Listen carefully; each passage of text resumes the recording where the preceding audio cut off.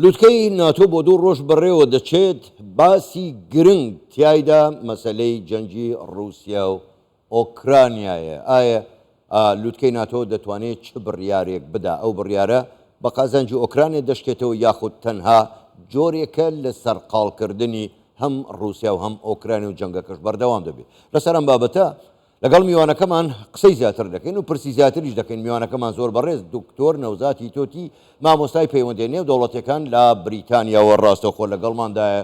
کاک دکتۆر سلااوان لێبێ گەلێک سوپاس بۆ بەشداریکردنیشتان لەگەڵمان لەم گەشتەی هەواڵە جیهانیەکان. بۆ خۆ دەزانی ئێستا لوتکەی ناتۆ لە ڤیلنس بەڕێوە دەچێت بۆ ماوەی دوو ڕۆژیش بەردەوام بە بەپێی هەواڵەکان دەڵێن ئێمە هەمومان هەوڵ دەدەین ئۆکرانیا ببێتە ئەندامی ناتۆ. بەڵام ئەوەی جێگەی تێڕامانە ئەنتۆنی بلینکن وەزیری دەرەوەی ئەمریکا هەمان کات دەڵێ تا جەنگ بەردەوام بێ ئۆکرانیان نابێتە ئەندامی ناتۆ. خوێندنەوەتان بۆ ئەو دوو قسەیە چییە؟ بله زۆر سپاس. بێگومان ئێمە زانی کە هەر ساڵ جارێک ناتۆ و لوتکانەگیری ئەدەتن و لوتکایەکی زۆر گرنگە ژی لەبەرەوەی کە ئەمە زای ناتۆ هاوپەیمانیەتێکی زۆر گرنگ و گەورە لەسەر ئاستی جیهان و هێزێکی زۆر یعنی هاوپەیمانیەکی زۆر بەهێزە بە تایبەتیش لە ئەوروپا. لەبەر ئەمەش بێگومان یعنی ئەوەی کە لەو لوتکە بە تایبەتیش باز دەکرد یەکێک لە خاڵە گرنگە زۆر خاڵی باز دەکرد بە یەکێک لە خاڵە گرنگەکان مەسەلەی ئوکرانیا چونەتی بتوانێت یارمەتی ئوکرانیا بدرێت. بێگومان ئەمە لە قسە نییە بەڵکو ئەوانە جددینە. ئەندامانی یەکەتی ئەوروپا زۆر جددینە لەوەی چۆن بتوانن بە تایبەت لە ڕووی سیاسی لە ڕووی سەربازی و لە ڕووی ئابووری یارمەتی ئوکرانیا بدەن. لە بیرمانە چیت پێش ئەو لوتکەش لە لۆندۆنش لوتکایەکی تر هەبوو بۆ هەماشەکە پێدا گوترا ریکۆڤەری کۆنفرەنس کە لەو لوتکەدا بڕیاری زۆر گەورە دران بە تایبەتیش لە ڕووی ئابووری بای بتوانن لە ڕووی ئابووریەوە یارمەتی ئوکرانیا بدەن لەسەر پێخۆ باسی. بەڵام سەبارەتای پرسیاری جناب سەبارەت ئایا دەبیتە ئەندامی ناتۆ یان نابیتێ ئەمە پرسە زۆر لە مێژە باز دەکرێت. ئێمە ئازانی ئوکرانیا لە مانگی سپتەمبەری 2022 ئەو داوای لە یەکێتی ئەوروپا کردیە لە ئەندامانی ناتۆ کردیە. بەڵام ئەگەر ئێستا ببیتە ئەندامی ناتۆ بۆ ئەڵێن دوای شەڕێکی یعنی ئێستا ناتوانێت لەبەر ئەمە ئێستا لە جەنگدایە و ئەگەر ببیتە ئەندامی ناتۆ یەکێک لە خاڵە گرنگەکانی ناتۆ بڕگەی پێنج ئەوەیەکە دەبیت ناتۆ بەرگری لە هەموو ئەندامەکانێک خۆی بکات کە ڕوبەرووی هەرەشە دەبنە کەواتەوە دەبیتە حالەتێکی ڕاستەوخۆ دەکەوێتە جەنگ لەگەڵ رووسیا.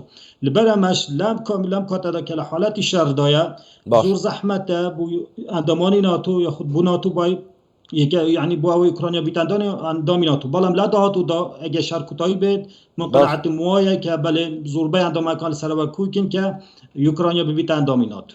زۆر باشە کاک دکتۆر، هەتا ئێستا ئەوە نزیکەی ساڵونی وێکە ئەم جەنگە بەردەوامە، بەڵام بە چەکی کلاسیک ناتۆش چەکی کلاسیک دەدەن بە ئۆکرانیا، بەڵام ئۆکرانیا هیچ پێشڕەوێکی نەکردو، رووسیا پێشڕەوی زیاتری کردووە. پێدوانیە تەواوی ئەم جەنگە ئێستا ئەگەر بەردەوامیشی هەبێ تەنها بۆ ئەوەیە کە رووسیا سەرقاڵ بکەن و ئامانجی تر لە پشت ئەوەیە کە رووسیا وەکو جەمسەرێکی دووهەم یا جەمسەری سێهەمی جیهان دەرنەکەوێت.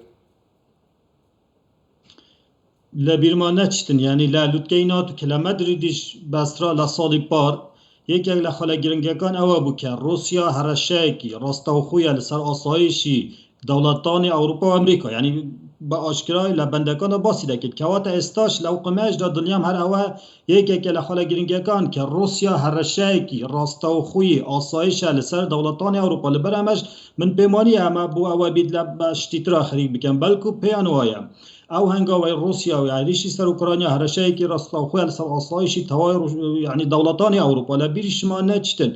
ناتۆ کە دروست بوو لە ساڵی لە دوای شەڕی دوایەمی جیهانی یەکێک لە استراتیجیەکانی احتوایکردنی هەژمونی رووسیا بوو لە ئەوروپای شەرقی. لەبەر ئەمەش ئەگەر بە شێوەیەکی گشتی سەیری ئەو سەربازیەکانی رووسیا بکەن بەتایبەت لە ئوکرانیا ئابینی خاڵەکانی زۆر بوون.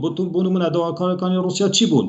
دەیگوت دەبیت ناتۆ لە سنوورەکان بکەشتەوە، چەکی پێشکەوتو لەو داڵاتانە کە لە نزیک رووسیان بکەشتەوە، هەروە باسیەوەی دەکرد ئەو داڵاتان لە نۆتۆ هەشتا بوونە ئەندامی ناتۆ ئەبیت یعنی ئەو داڵاتانە بە تەواوەتی چەکی ناتۆ لەو داڵاتە پاشەکشە پێ بگرێت. لەبەر ئەمەش ئەمە بێگومان شەڕێکی جیۆپۆلیتیکی و جیۆسیاسی زۆر گرنگە لە نێوان دەوڵەتانی ئەوروپا و رووسیا. لەبەر ئەمەش بۆ دەوڵەتانی ئەوروپا و بۆ ئەمریکا زۆر گرنگە لەم جەنگەدا یارمەتی ئوکرانیا بدەن، بۆ ئەوەی بە هەموو شێوەیەک بتوانیتن بتون روبا روسيا بەڵام سەبارەت ئەو پرسیارێکی ئایا باشە. چی لە حالەتی دیفاعی ئەمازۆن لە دەستپێکی شەڕێکی رووسیا لە هجوومدا بوو بەڵام ئەوە دوو جارە لە مانگی ئەوە دوو هەفتەیە لە هێرشەکانی ئوکرانیا یعنی دژە هێرشەکان دەستی پێگیرە ڕاستە پرۆسەیەکی لەسەرخویە پێشکەوتنێکی زۆر گەورە نییە بەڵام لە بیشمان نەچیتنی دەوڵەتانی ئەوروپای کەچێکی پێشکەوتیان پێدا بوو نمونە تانکی ئەبرامزیان پێداوە بوو نمونە لیوپارد تانکێکی هەرە پێشکەوتوی ئەڵمانیا پێیانداوە و ئەم داعش ئەم هەفتەیەش ئەمریکا بڕیاریدا کە ئەو بڵێ عنقودی کە پێ ئاڵێن کلۆزر ئەمونیشن ئەوەیش پێ بدات یعنی ئەمە هەڵپشتێکی جار گەورەیە بۆ ئوکرانیا لەگەڵ ئەوەشدا بڕیاریانداوە لە داهاتوودا فروکە 16 بە ئوکرانیا بدەن کەواتە هەموو ئەوانە پێمان دەڵێن ئەمریکا ناتو دەوڵەتانی ئەوروپا زۆر جددینە لەوەی سنوورێک بۆ رووسیا دابن لە ئوکرانیا و ئوکران بتوانێت بەرگی لە خۆی بکرێت. زۆر باشە زۆر بەڕێز دکتۆر نەوزاد هیتۆتی مامۆستایی پەیوەندیە نێودەوڵەتیەکان ڕاستەوخۆ لە بریتانیاەوە لەگەڵمان بووی گەلێک سوپاس بۆ بەشداریکردنتان لەگەڵمان سوپاس بۆ.